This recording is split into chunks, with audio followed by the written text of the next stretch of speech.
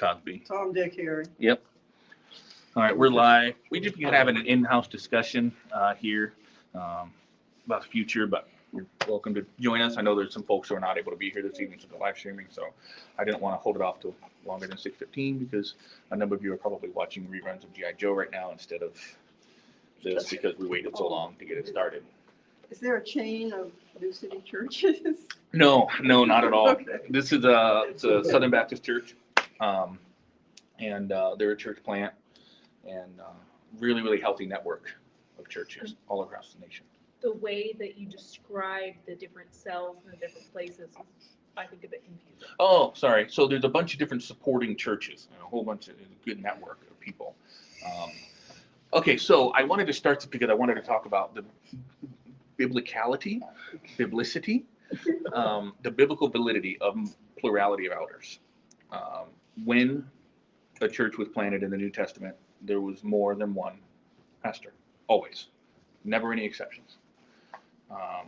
When you see a church with just one pastor, well, guys, our denominational heritage has shown us what happens a lot of times when there's a church with just one pastor.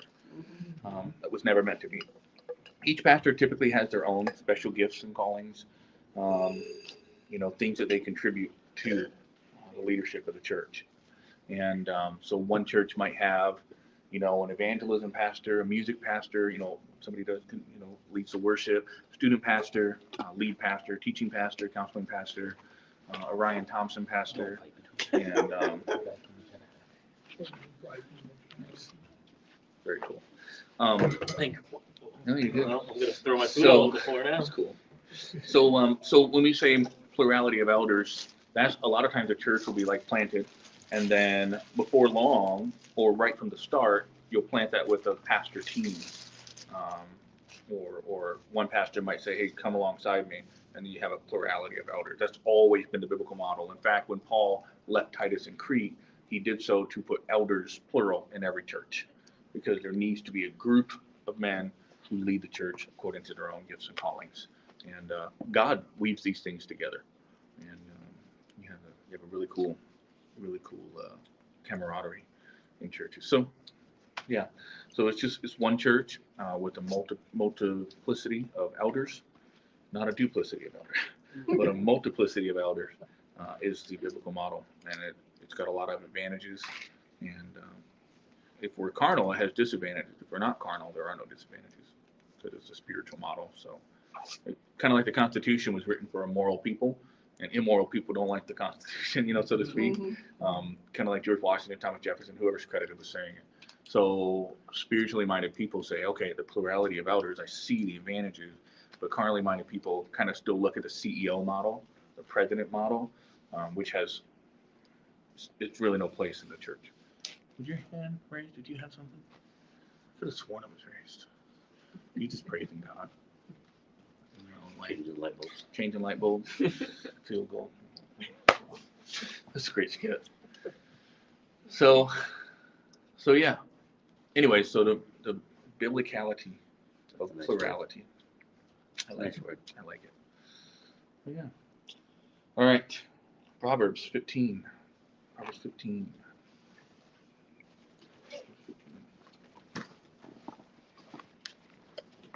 Mm-hmm.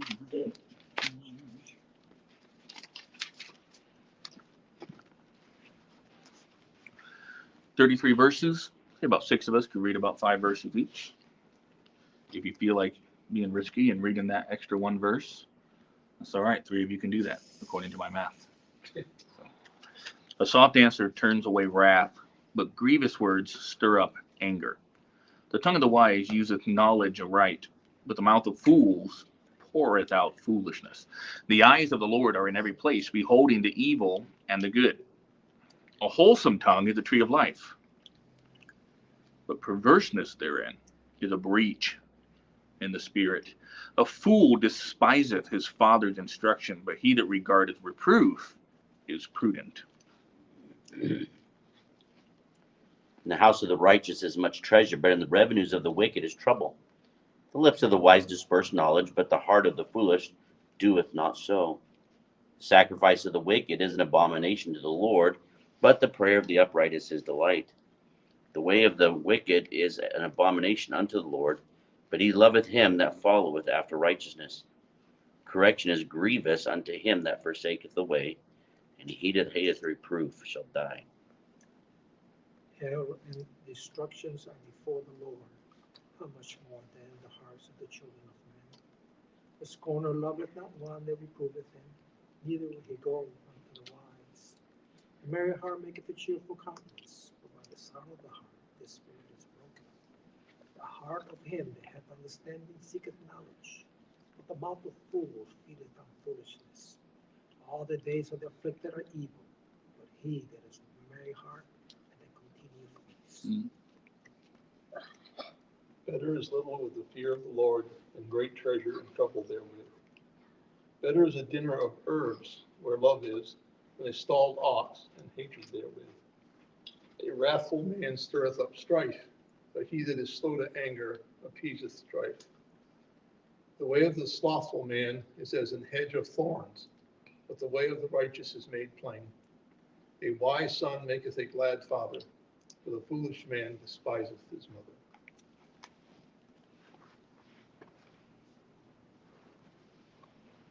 Folly is joy to him that is destitute of wisdom, but a man of understanding walketh uprightly. Without counsel, purposes are disappointed, but in the multitude of counselors they are established. A man hath joy by the answer of his mouth, and a word spoken in due season, how good it is. How good is it? The way of life is above to the wise, that he may depart from hell beneath. The Lord will destroy the house of the proud, but he will establish the border of the widow.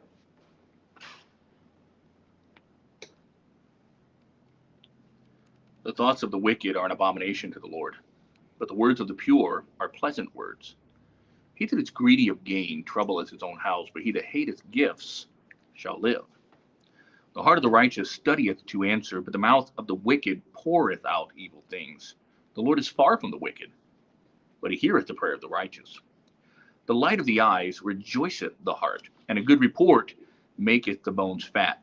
The ear that heareth the reproof of life abideth among the wise. He that refuseth instruction despiseth his own soul, but he that heareth reproof getteth understanding. The fear of the Lord is the instruction of wisdom, and before honor is humility. This is a really good proverb, like chapter of Proverbs, don't you think? There's a lot of good here. What? Oh, it's all right. Yeah. So, one of my favorites has always been, better is a dinner of herbs where love is than a stalled ox and hatred therewith.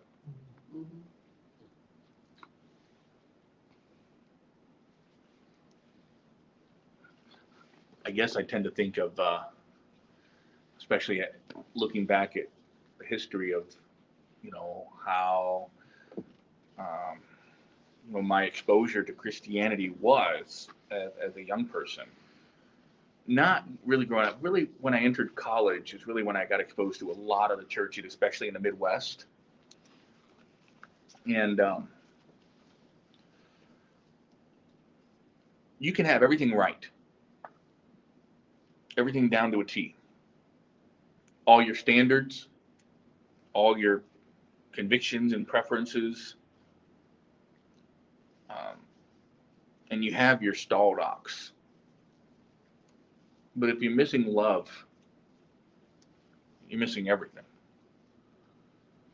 Real love.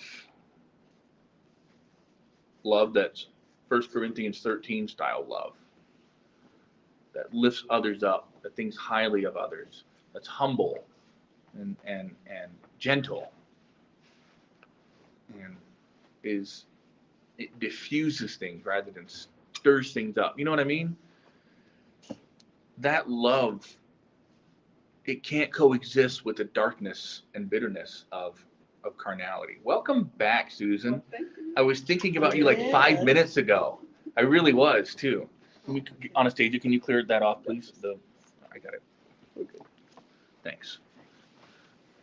There you go. The boys can sit next to me, honey. A little boy time over here. Yeah. Yeah. So better is a dinner of herbs where love is than a stalled ox and hatred therewith. Proverbs 15. Yeah, we're in Proverbs 15. I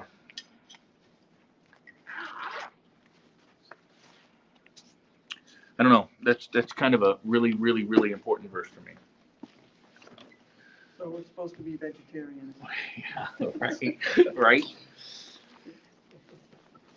I really, really, really would rather only have a little bit and have love than. I guess I'll try to show up. I don't want to bore you guys, but I'll open it up after this. Oh boy. I'll open it up after this. I'd rather have this group here that has pure, unfeigned love for each other than have a church of 5,000 where nobody really has even the opportunity or ability to love each other like they should. Does that make sense? I hope it does. Right. And that's why, as we talk about this church, getting together with another church, the reason we're taking so long and you're being so careful is because we want to make sure that there's love, a true family dynamic. That's so important. You wouldn't treat a relationship that way, and if you did, That's then right. that's what you're basically creating. right. You're creating a new relationship. Yep. So you can't rush it. You can, but you're gonna Yep. jam it into the box and you're gonna break something off of it. So Rushing without relationship leads to rebellion. How about that? Change it up a little bit. I don't know. I don't know, guys. That's just the verse that means so much to me. I don't care how your ducks are in a row. I don't care. I've been doing this King James Bible podcast lately, exploring the King James Bible argument and things like that. And as you may know, I'm approaching it from a different angle than I would have 7 years ago. And one of the things that as I do my research, I have found so much anger and vitriol when people are trying to prove their point. I don't care if they're right at that point. I no longer care if you're right. Right. I know you don't love me. Yeah. And if you don't love me, it's not that I'm not going to listen to what you have to say. It's just I'm going to know it doesn't come from a place of love. You're just trying to persuade me of a point because you're right on something technical. I could care less. Rep. I had a lost man tell me this. At the moment you start cursing and screaming, you've lost the validity of your argument. Agreed. we can't do it differently. There's no reason to because it's communication. Like, Exactly. that's how it is. Talking with folks who don't know how to argue without raising their voice, for me, is a source of not frustration, consternation, but it's just a source of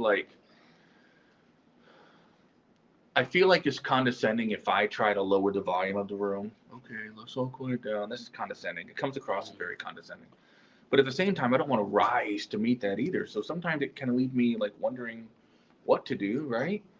And some people feel very passionate about something. Well, I did January 6th. Okay, January 6th, the Twin Towers.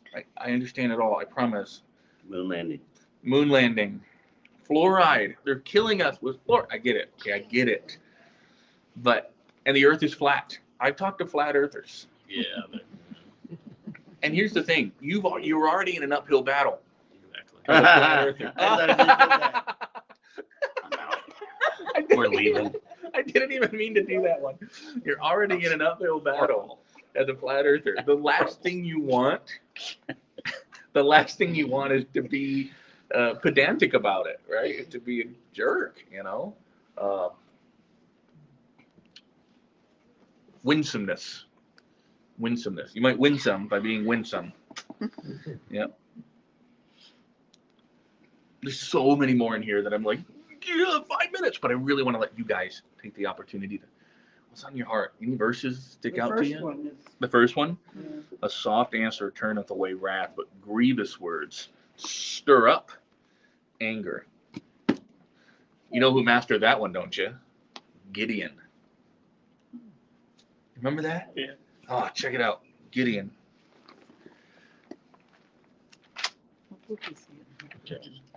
Pastor, take us there. Tell us all about it. Oh my goodness. Of course I will. All right. 16, 18. Yeah, I don't know why I'm no wait. 16. I just read this. Really? Cool. 16. Samson is in 16. Oh right? yeah. So it'd be 13, I felt like it was before that. 13, 14, 13, 12. 11, 10, 9, 8, 7. I thought, yeah, it's an 8. Yeah. Really? Well, All right, so check this out. it's your fault. In Judges 8:1, the men of Ephraim came to Gideon and said, "Why have you served us this way?" I'm reading Mike Britt translation. That you didn't even call on us when you went to go fight with the Midianites, and they chided with him sharply. And then this is what Gideon said: Whoa, what have I done now in comparison of you? Is not the gleaning of the grapes of Ephraim better than the vintage of Abiezer? God has delivered into your hands the princes of Midian, Oreb, and Zeb. What was I able to do in comparison of you? I love the next part of the verse. Then their anger was abated toward him when he had said that. It's beautiful. It's a soft answer. You might say, well, that sounds like a flattering tongue. I don't think this is the kind of flattering tongue that the book of Proverbs has in mind when it says a flattering mouth worketh ruin. This is Gideon saying, hey guys, you've done awesomely. Let us have a little bit of the gleanings of some of your accomplishment. There's nothing wrong with that. They were at quick all. to take offense. Yeah. All through. Yes, they were Looking for a fight. champions of umbrage. And yeah, you're right, Kim. They were kind of looking for a fight. And what did Gideon do? Instead of saying, I'm on God's side, so clearly you're against me. And if my God be for us, who can stand against us? Repeat 3 times, right? But he said, not you guys. Soft answer turns the way around. Can any of you think of any examples in your life where maybe that's been true, or maybe where you say, I could have done better if I did have a soft answer? Right? We had a neighbor, well, this is when I lived in Gardner, we had a neighbor that he would call, we had a basset hound, so I understand why he called the cops on us, but every time the dogs would bark, he called the cops on us. Wow. Let's see what else, he would turn the hose on us kids sometimes, he didn't like us. Sure. So we basically was super nice to him because that's what mom said to do, so we'd go over there and sing Christmas Carol. This one we were really little, still cute. Yes. And so we went over there and we made him cookies and stuff like that. And then he actually turned around. He would swear too much. My mom always got after him for that. But he's the one who taught me how to tie trash bags. He's the one that taught me how to do air pressure, check your tire pressure and stuff like that. Taught me about carpentry and stuff like that. So if we just shut him off, it wouldn't. Yeah, I wouldn't have had that relationship. that's huge. So. A soft answer turns the way around. Grievous words stir up anger. I want to, what is that? Grievous words. Grievous words. A gentle answer turns away anger, but a harsh word stirs up wrath. Grievous might not be a word that we use today a lot. Grievous. We understand it because we were, most of us, raised reading the King James, right? But grievous, what is that? I want to hear It's like earth. what the good old Hebrew.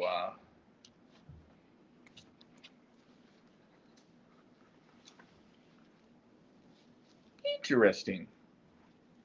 It's sib. It's the same word as heaven and the others. It's sib. So that's an earthen vessel.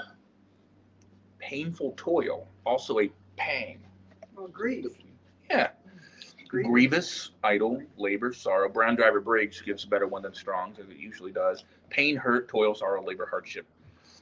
It reminds me when I was a kid, my mom used to say that the one thing I had mastered doing, and she said it through tears, was I could hurt people with my tongue. James said General Grievous. General Grievous. Nice. So you have to decide if you're going to be Obi-Wan or General Grievous. I know it's a silly illustration. Actually, it is a silly illustration, but it quite fits. Because Obi-Wan, if you're like, Obi-Wan, you're a, I don't know, bad thing. And Obi-Wan would be like, are you saying that because you do not like me? Or are you saying it because you do not like yourself? And you'd be like, Obi-Wan, I want to follow you as my master. But General Grievous would have just pulled out a lightsaber and cut off your head, right? So the idea is, are you going to be dark side or light side? Light side just answers with a soft answer. And dark side says, I'm going to get back at you as quick as I can. I hope my children are paying attention. No, I don't feel too bad saying that because it's something that all children struggle with. Oh, yeah. Even All adults children. struggle with it. You're right, right? Not just children, adults And, do it all the and time. the thing is, like, especially children who haven't outgrown this, Yes. and they remain children as adults. is they say, you said something bad about me. Oh, I got some I've been saving up here against you. Yep. Yep. I'm glad you guys were up here for this. I want you to feel like you can contribute to the conversation too. Brother Ray, do you have any confessions? No, I'm just joking. I'm just joking. 20. A wise son makes a glad father, Yeah. but a foolish man despises his mother. I thought of Explain that a that. little more. 'Cause I think I understand. Yeah. but Yeah. I do wonder why it does that, father to mother.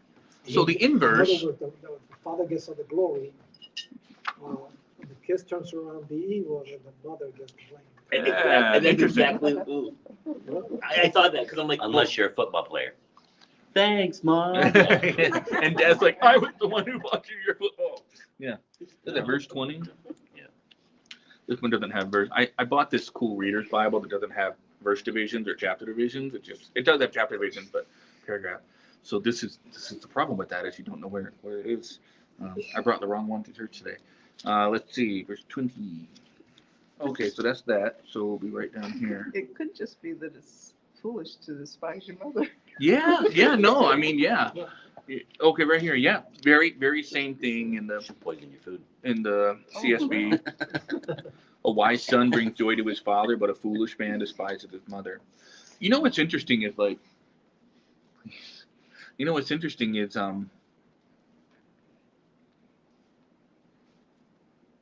especially as a young person, like people don't really think little of their dads.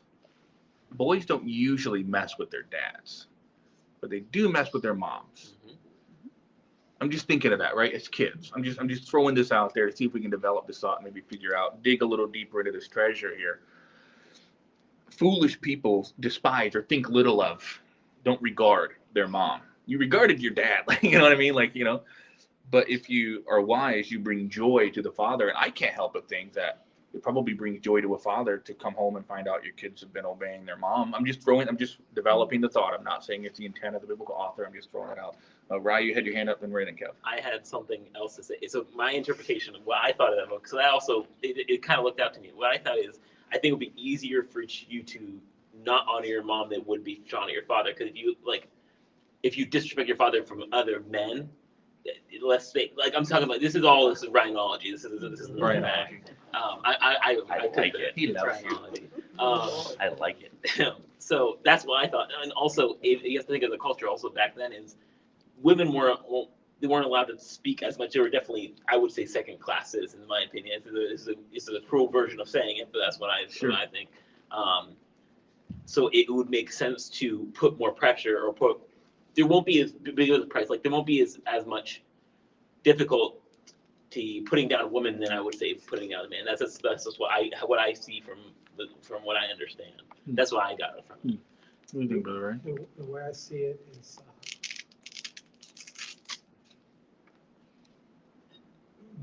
children always look up to their dad because he's the one that's bringing in the money type deal. Sure. Working, he's the one that's doing everything. They learn from him. So when they do something in return, it makes the dad proud. It makes him like, I did my job. But while the woman is in charge of the home, taking care of the home, bringing up the children correctly. So anytime they fail, it's like the wife didn't do the right job to bring them up correctly. So Yeah.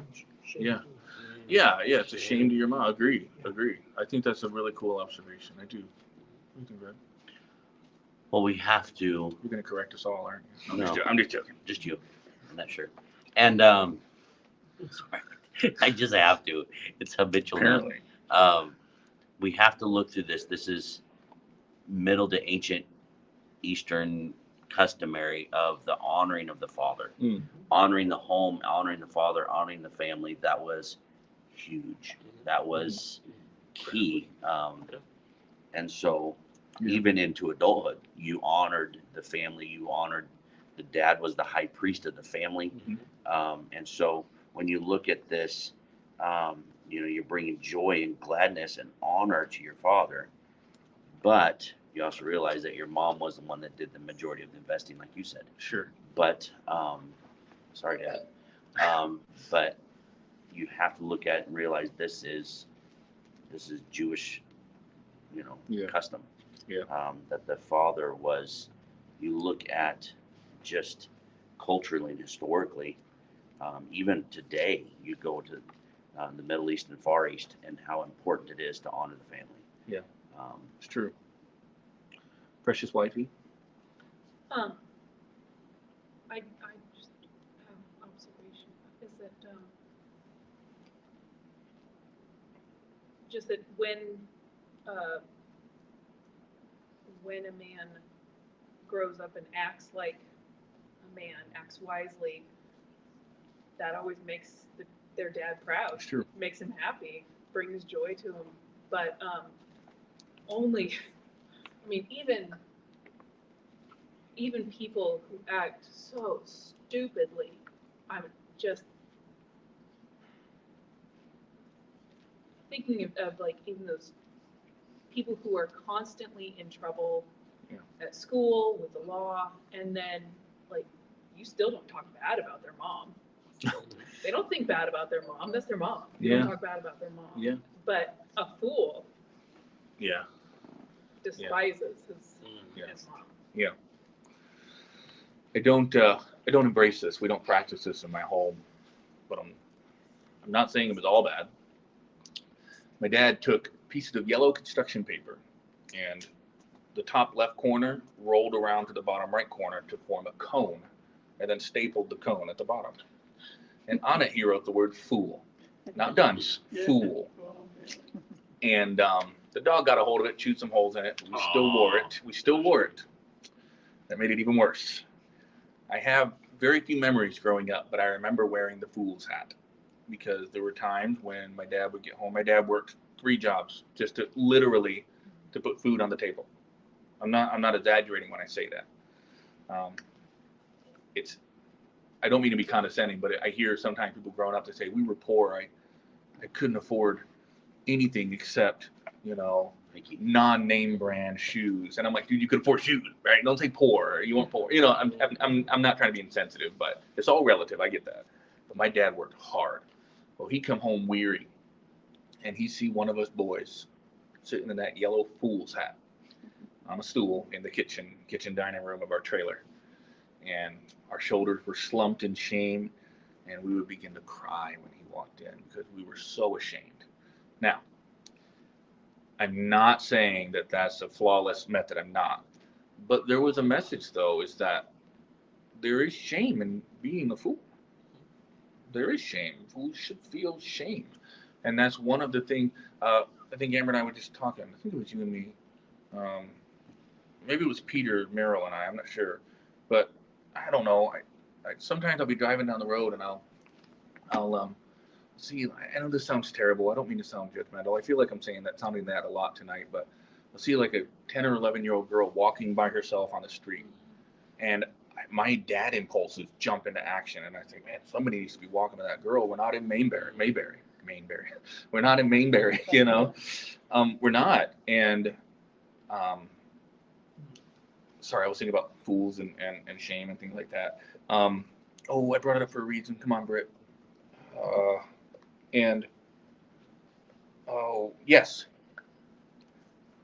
Now, the reason why a lot of people don't, just, God forbid, kidnap a young girl in their van is a lack of opportunity, and they think they might be pursued, or with all the technology we have, right?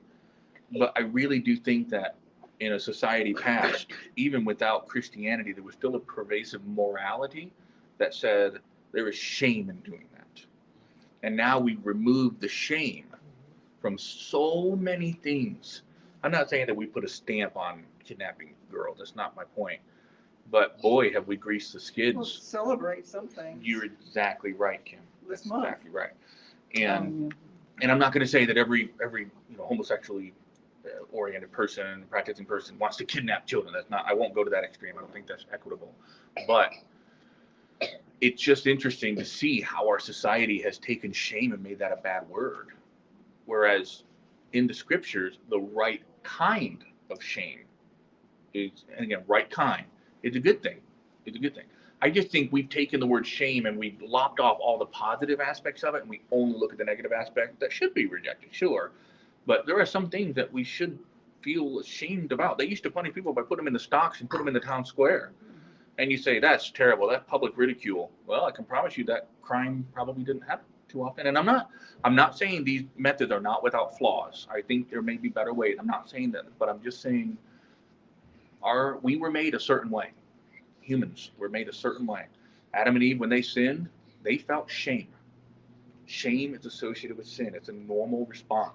And the more you do it, the less shame you feel. And I don't know, right? I think a reason why I don't think also American or let's say English, there's no difference between the shames. There's no difference between good and bad shame. It's just shame Sure. because there's not. That's one of the things. Also, when you have a society or a culture that doesn't have a lot of the problems we've had in the past, with basically a low birth, not low birth, like a low mortality rate and stuff like that. You have way more parasites, way more.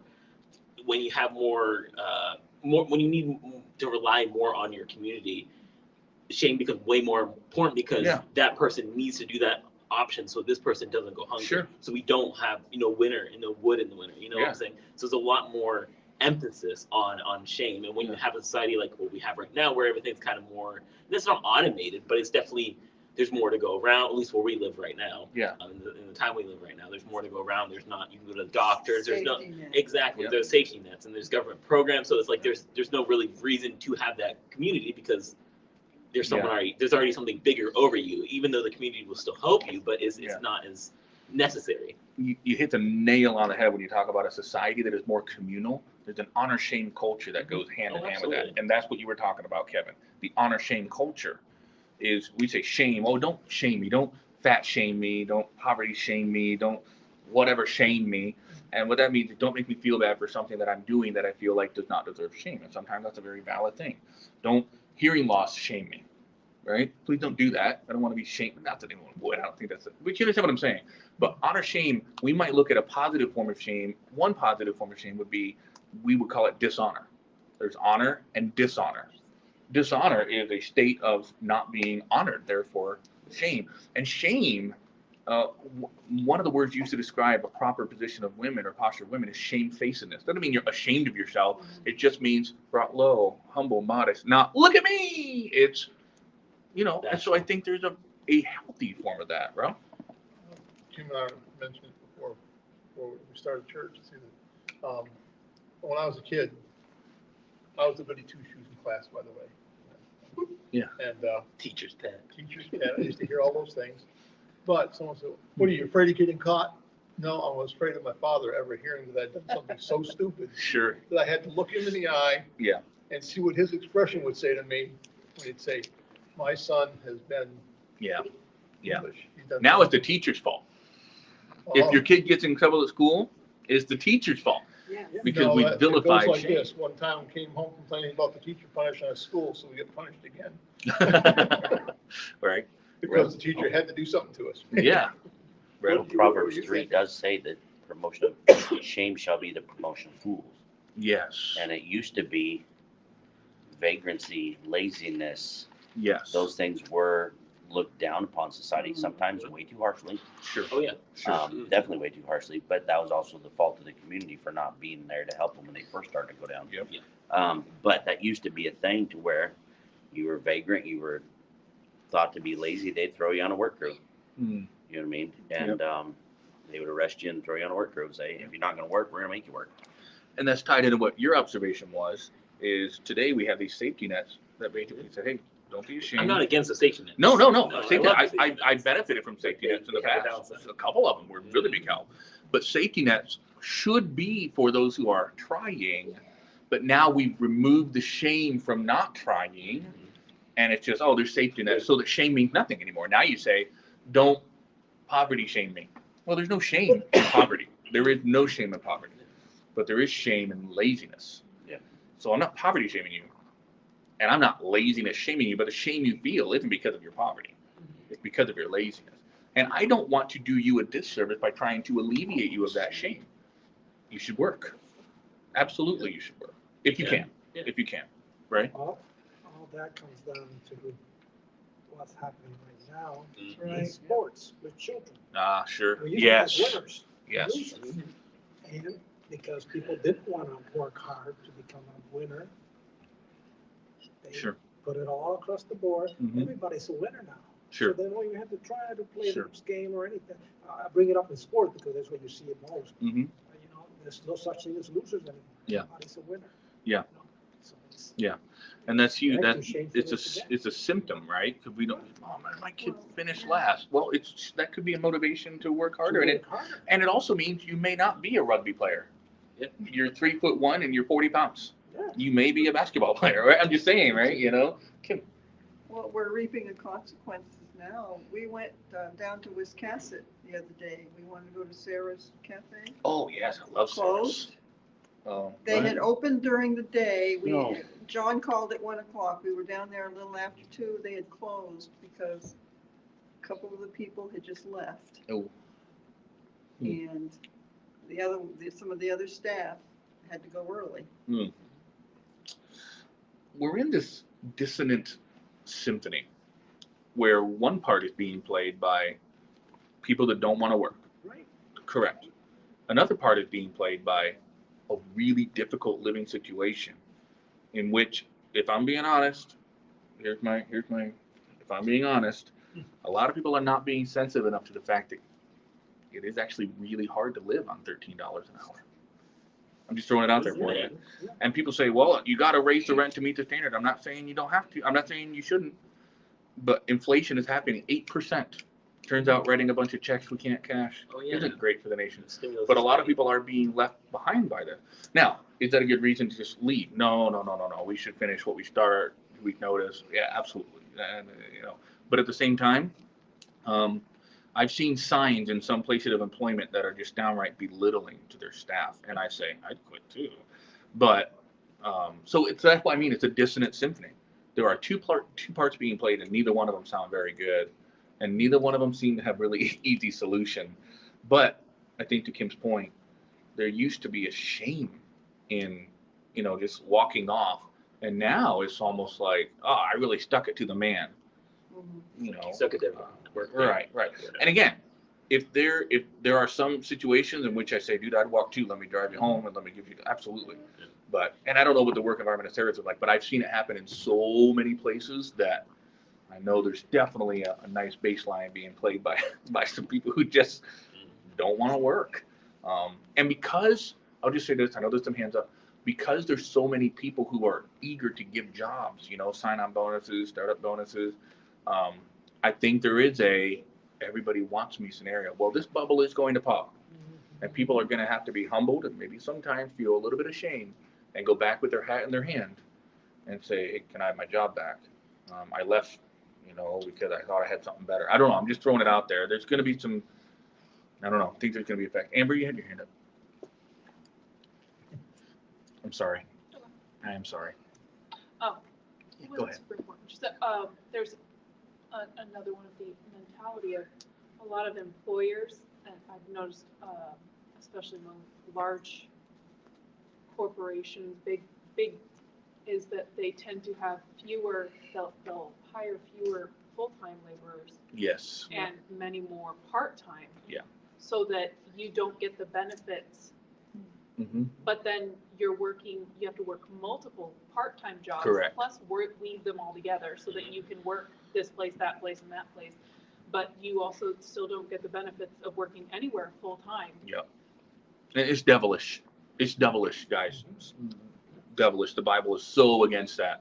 I've got story after story after story, but I won't tell them now, right? And then Jaybird. I could be a witness to that at Target. That was what Yep. they do. They would also I can see why some people walk out, because a lot of these stories, like, people will get sexually harassed for weeks. Yeah. They can't take anymore. And Yeah. they've talked No, to I HR. get that. There's reasons too, but I agree what you're saying with Yeah. also it's There's a lot of parts being played. it's a lot of, I think it's just because things are too big. It's hard to control Yes. things because these Yeah. massive corporations, they don't have the manpower, and they're not going to spend the extra money to get the manpower to do Correct. it. So Yeah, it's absolutely. frustrating. Absolutely don't tell me you can't afford to pay your workers more if your CEO is making 350 times. Yeah. Sorry, I'm so passionate about this, and I gotta just 350 times the frontline associate is the average. I say average. I don't mean to say prominent, I think among the top company that, I don't want to get the statistic wrong, I don't want to lie, but I'll just say average is hundreds of times more than the frontline associate's wage as a CEO. Listen, CEO should be paid more. He's got a lot more on his shoulders. Absolutely. But 200 times, 350 times more, it's devilish. And that's It's just his devilish. salary. That's not the bonuses. Oh, that's not correct, the perks. correct. That's just his salary. You're absolutely right. Junction Bucks? I'm just thinking of new ones. J word. Are you bringing a your four? Did you have something to follow up on that? Okay, I didn't. I thought I maybe missed somebody, but verse 4. A wholesome tongue is a tree of life, but perverseness therein is a breach in the spirit. Oh, that's a big one. That word breach is such a powerful word, and we may not use that word a lot today. And one of the aspects of my podcast is, even if one embraces new translations, don't ever get rid of the King James, because there's really powerful terms like that we might not find. Yeah, fracture, breach, breaking, bruise, destruction. When I think of a breach, I think of all right, I'll be honest with you guys. I think of that thing in Stranger Things, where there was like a hole in the wall, and it was like this rift, and it was all ugly and gross. That's a breach. That's a hole or a tear somewhere where there shouldn't be, and it's letting ruin and destruction in. I think of someone who's been, I know this sounds a little graphic, but I don't think that the author of Proverbs would mind, someone who's perhaps been impaled or stabbed, and the tool has been removed, and now you've got a breach in the body. Something that has passed the line of defenses. What's that? ESV. Yeah, a gentle tongue is a tree of life, but perverseness in it breaks the spirit. Boy, that's powerful, isn't it? Breaking the spirit. What does the Bible say? Oh, this is huge. Let no corrupt communication proceed out of your mouth. Okay, put that on a shelf. But instead, that which is good to the use of edifying or building up. So then what's the opposite of edifying and building up? Saying the word damn or ass? Is that what that verse is talking about? No. It's not about saying bad words. I think we need to use caution with the words we use, of course, but that's not what that verse is about. That verse is about breaking someone down instead of building someone up. That's why even in the correction of our children, we should always be striving to build them up, even when we're correcting, even when there's, guys, anything, everything. And so what does the Bible say about this? A wholesome tongue is a tree of life. I think of a giant tree standing tall with rivers of water flowing out from its roots. That's the biblical picture of a healthy tree. And I know it sounds a little silly, but if you do a Bible study on trees, there's always a tree of life. Psalm 1, blessed the man who walking out. Rivers of water, big, supple, green leaves dripping with the dew of the morning. Oh, just a wonderful thought. And then you have, but perverseness therein is a breach in the spirit. What's that word, perverseness? It should just be crookedness. Would you mind sitting up, please? I can't move my shoulder when your head is behind me. I love you. You're doing great. It's the left. Distortion, viciousness, perverseness. Viciousness. Yeah. Wholesome. We know what, hold your head up, buddy. We know what wholesome means, right? But vicious, breaking, what contrast. Oh, what was I going to say? I'm so sorry. You raised your hand, I pointed. I'm sorry. What was it about? Oh, in the parenting that I received, focused on what could be corrected, catching them doing it wrong. Whereas when I first started in parenting myself, I picked up on a message that said, catch them doing it right. Yes. And that's always been a motto. I like that a lot. do with my kids. I need to do that more. Yeah, more less gotcha. Yeah. I need to do that more. I do compliment my children when they're doing right, but I think I need to work harder at finding that balance of catching them doing right. Yeah, I'd also like to say that when I was raising my children with their father, we had a mutual respect for each other. And I think that made a big difference in how they turned out, I like that. which I think they've turned out quite well. Mhm. All things considered. Yeah. Well,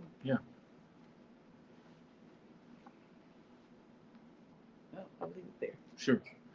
I like what you said about a mutual respect. And I know that sometimes we might hear something like that and think respect going both ways. But it's a different kind of respect. Respect does not always mean like subservience or obedience. Right. No one's obeying their children in this scenario, but it's a different kind of respect to say you are made in the image of God. It's a valuing of each other. Exactly right. Exactly. Valuing each other. Kim, Well, it even goes, if you're training a dog, you set up a scenario where you elicit the behavior you're looking for. Yes. sure. Positive reinforcement. Yes, yes. As opposed to, Yep. whacking them down when they're doing something. Yeah. wrong. My methods of raising a dog have certainly changed from when we had really big, tough guard dogs to now we have a ferret who thinks she's a dog. And my methods have changed. Really, they've changed. And they have to, different scenarios. We got time for like one or two more. You guys still hanging out with me for a few more minutes? It's only 7. I'd like to go to 7:15 if we could. I want to make a point Yeah, about, I'm so sorry, please. nothing, don't apologize. Sorry. Um, I just don't want to feel, I don't want you to feel like I'm steamrolling you if you have more to say. When I interacted with my children, they were less likely to value what I was trying to accomplish than they were with their father. Interesting. And it was just natural. I suppose it is natural, isn't it? Amber and I have exchanged knowing glances just now. It is natural. I wonder why that is. I don't know. I know it was true in my life too. Do you think it's just? Familiarity breeds contempt. Yeah. Really, that was what I was thinking, The right? mother's always with them, right? Precious wifey.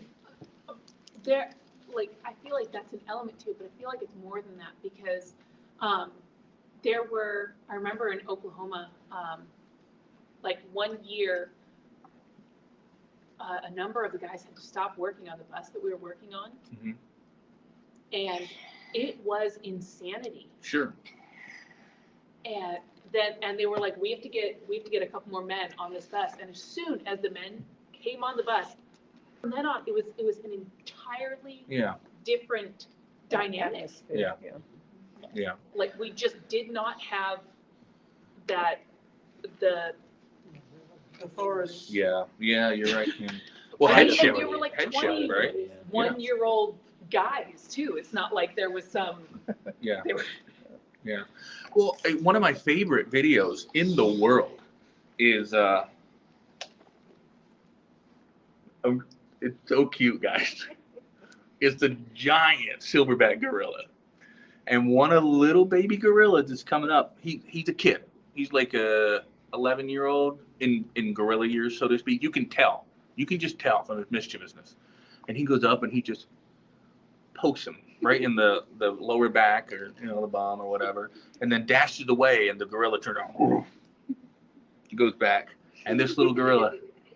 And the video ends when the gorilla he's had it up, he does it. But I think of a giant silverback gorilla. He doesn't have to beat anybody up. You just stand in his presence and you're like, I have megalophobia right now. Intimidation, like, he's just big, and that humans are no exception. God made men and women differently, and one of the things, not just your frame, but it's the voice, the timbre, right?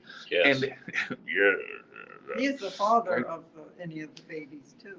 What's that? Oh, yeah. He would be exactly. the father. Yeah. Mhm. Well, and so there is this dynamic familiarity.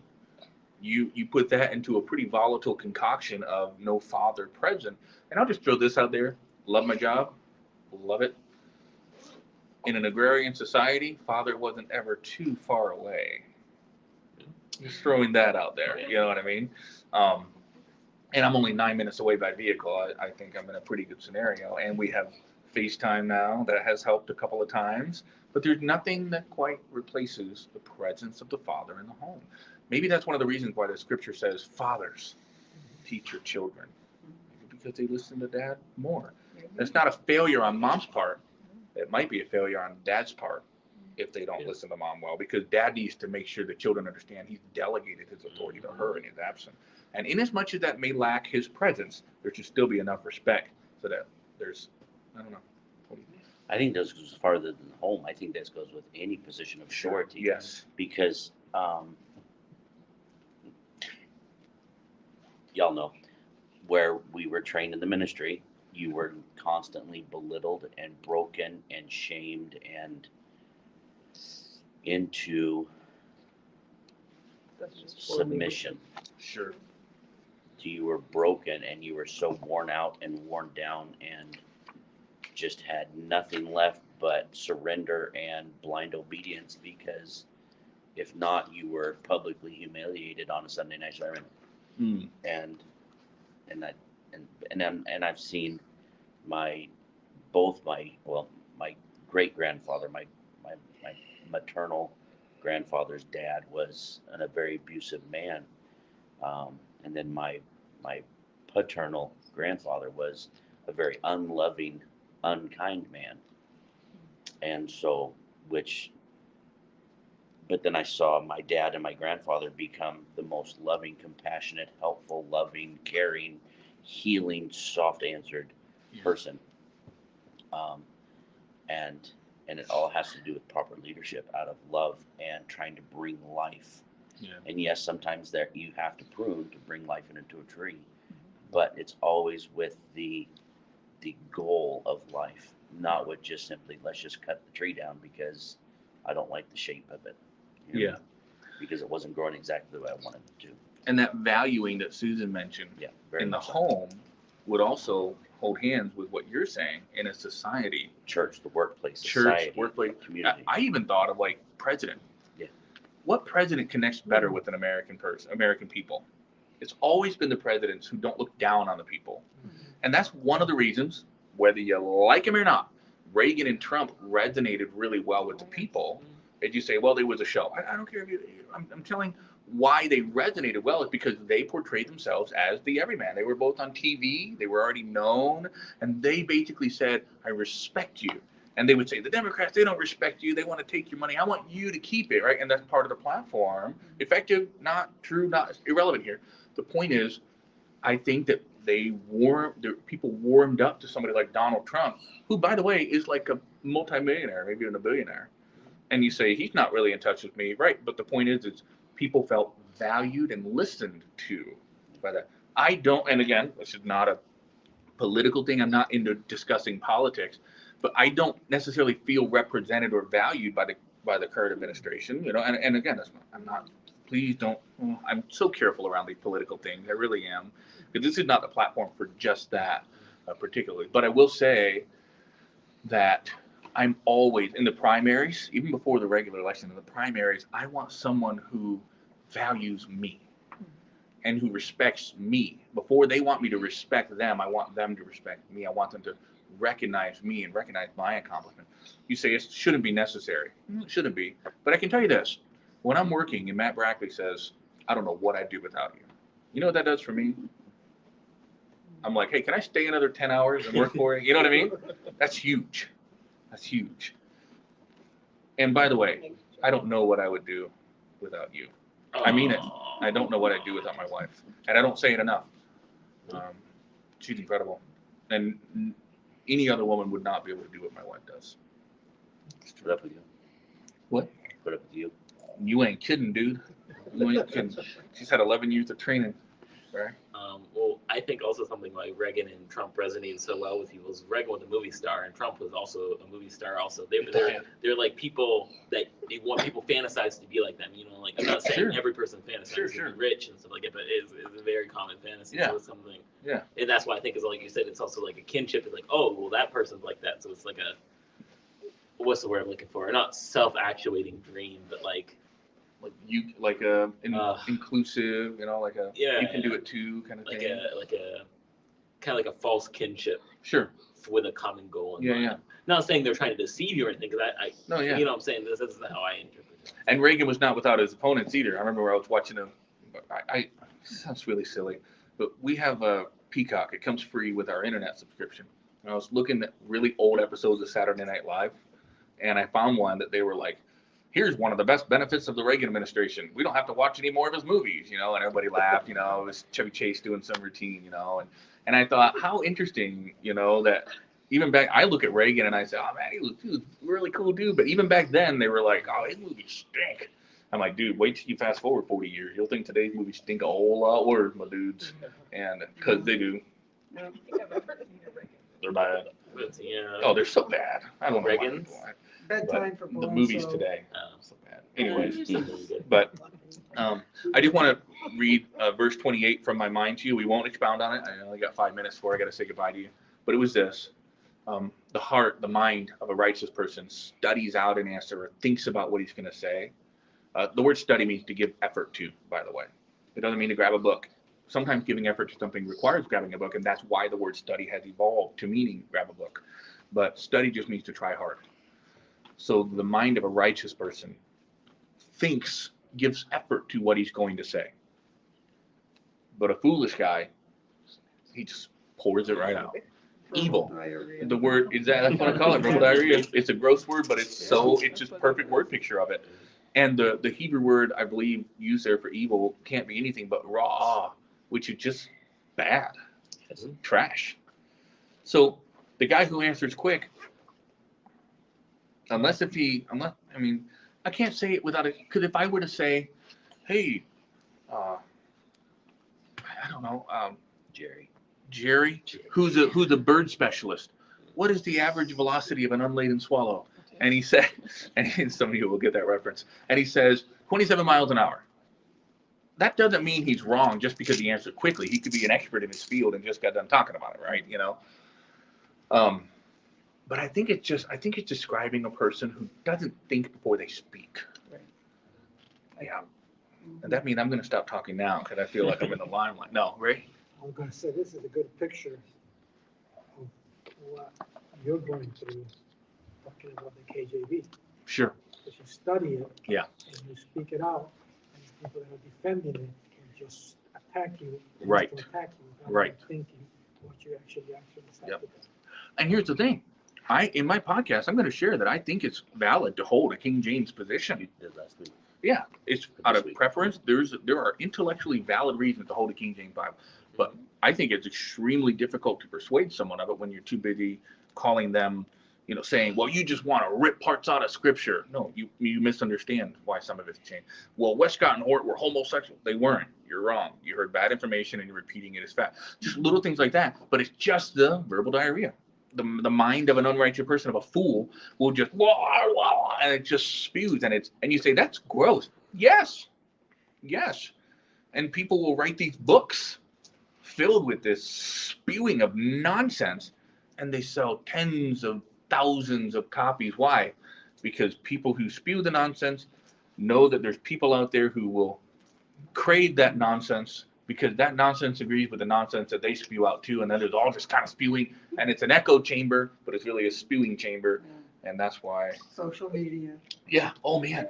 Oh, we were talking about shame a second ago. Ralph, don't let me forget the correction. We were talking about shame a second ago. Boy, social media has really changed the bar on shame. Absolutely.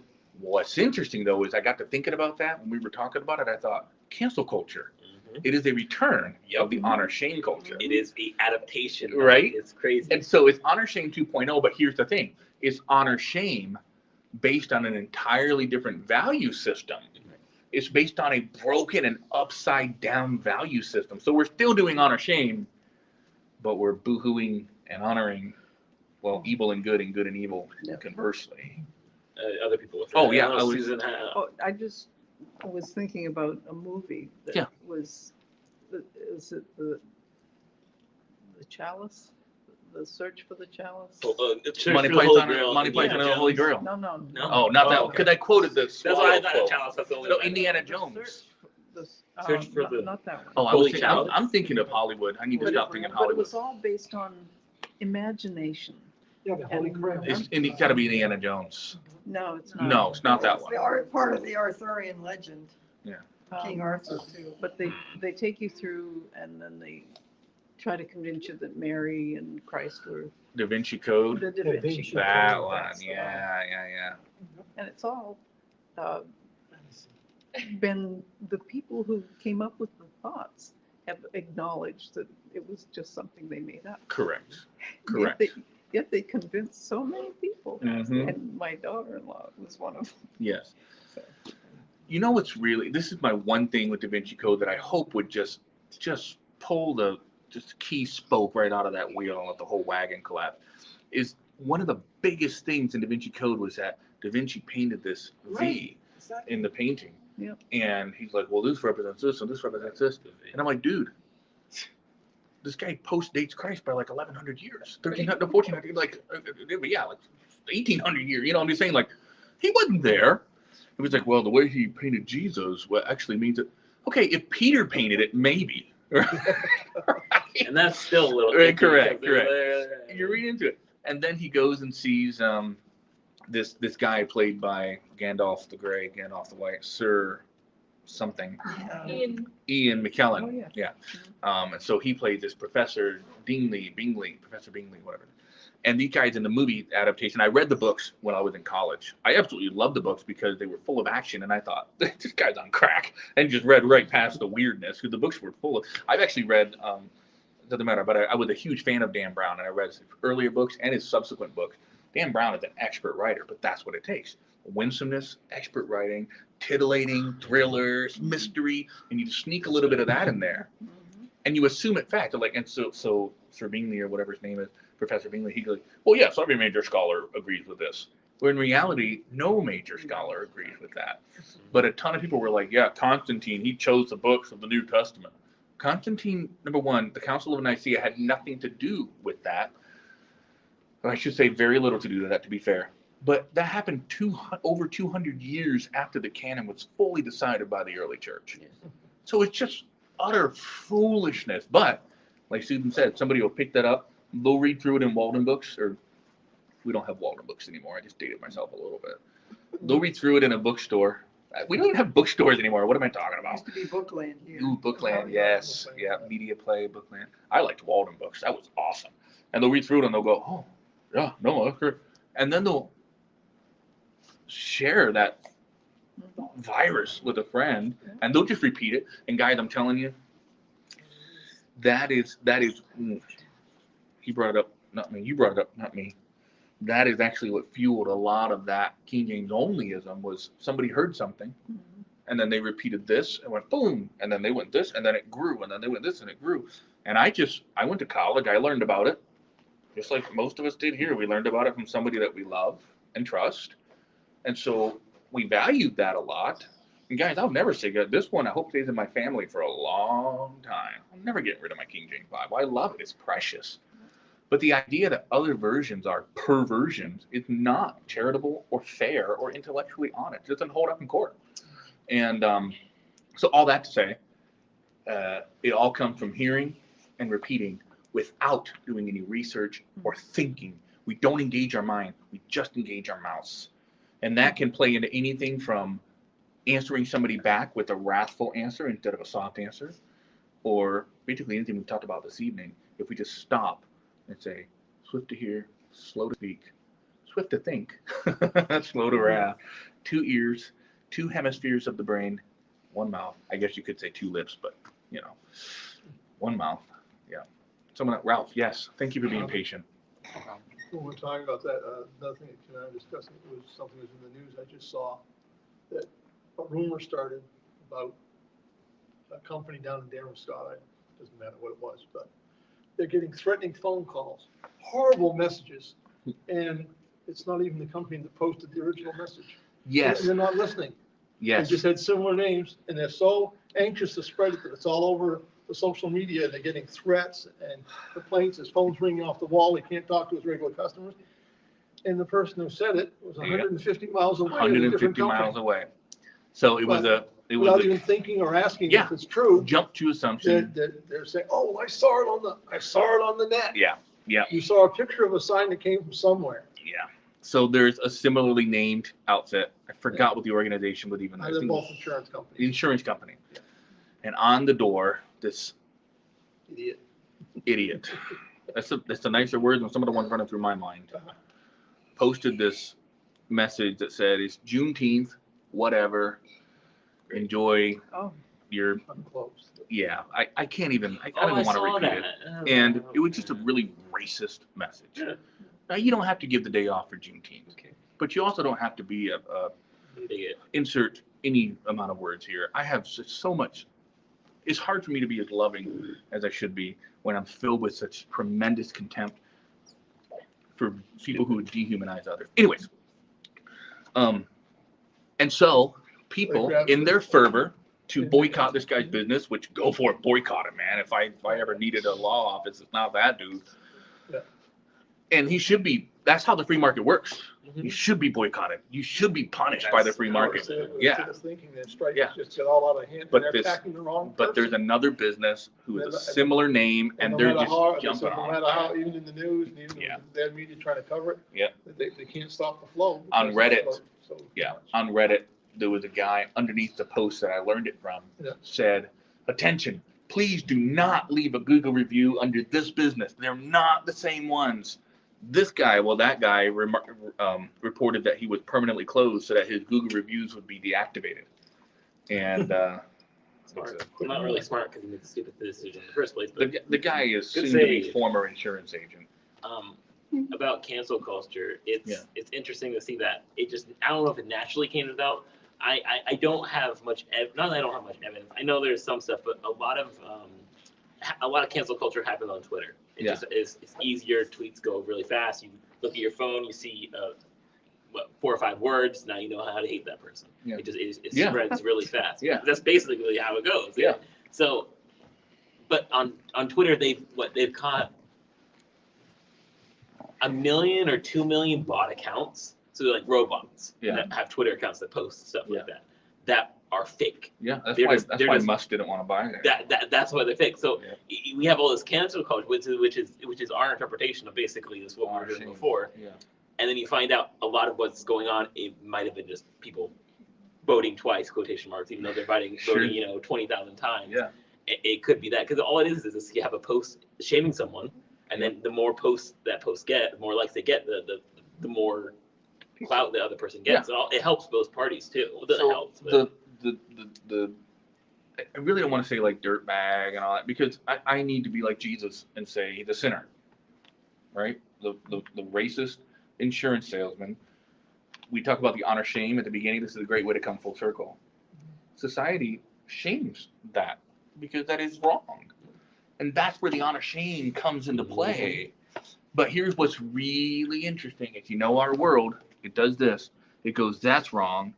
And we have always mastered the art of honor shame. And now we're just applying that to like LGBTQ, you know, and we're just going, oh, but wait a minute, it's not wrong to say, I disagree with this lifestyle. The Bible says this is the wrong lifestyle. I love you. I'm not going to call you names, right? But this is wrong. That's entirely different than someone being dehumanizing and racist and awful.